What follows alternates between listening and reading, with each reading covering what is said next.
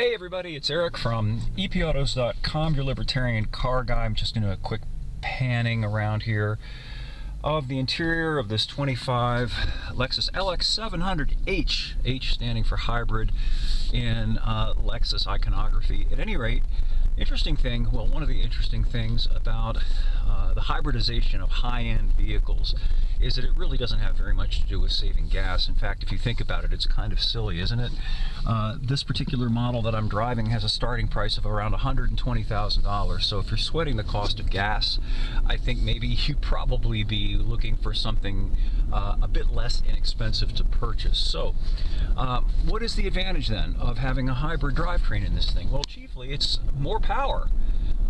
This is the way now that a lot of the manufacturers are increasing the power. Back in the day, you used to hear about how there's no replacement for displacement, and of course muscle cars, of which I'm a big proponent and fan and owner, touted the bigness of their engine. The whole idea was to put a bigger engine, i.e. a more powerful engine, in the vehicle, and that was how you got better performance and better power. But now these vehicles come with pretty small engines, in this case a 3.4 liter V6, and it makes pretty good power.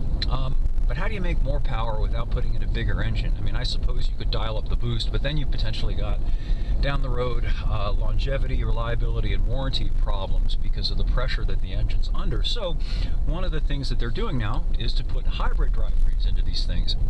And so what you get effectively is a little bit of the EV plus of a very high torque electric motor that adds considerably to the overall torque. In this case, you're getting almost 600 foot-pounds of torque, which is pretty tremendous. That's more than the biggest of big blocks back in the day made.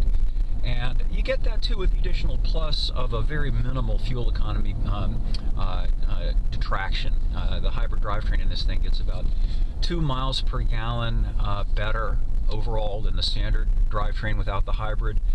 And, again, it's not about saving gas as much as it is about increasing power, which increases tremendously. Now, of course, there's a cost to be had for that, but that's always been the case. You remember the other old saying from the past, which was, speed is just a question of money. How fast do you want to go? Anyway, I'll have more about this Lexus LX 700H over at epautos.com. There's also an article I just published having to do with the kind of daunting fact that the cost of an average new car, or rather the amount paid for the average new car, now exceeds $50,000, which is quite something. Also, delinquencies are up on car loans, which isn't surprising given that. Anyway, I hope you'll stop by and check it out. Thanks as always for viewing and for listening, and I hope to see you on the site, and we'll have more for you again soon.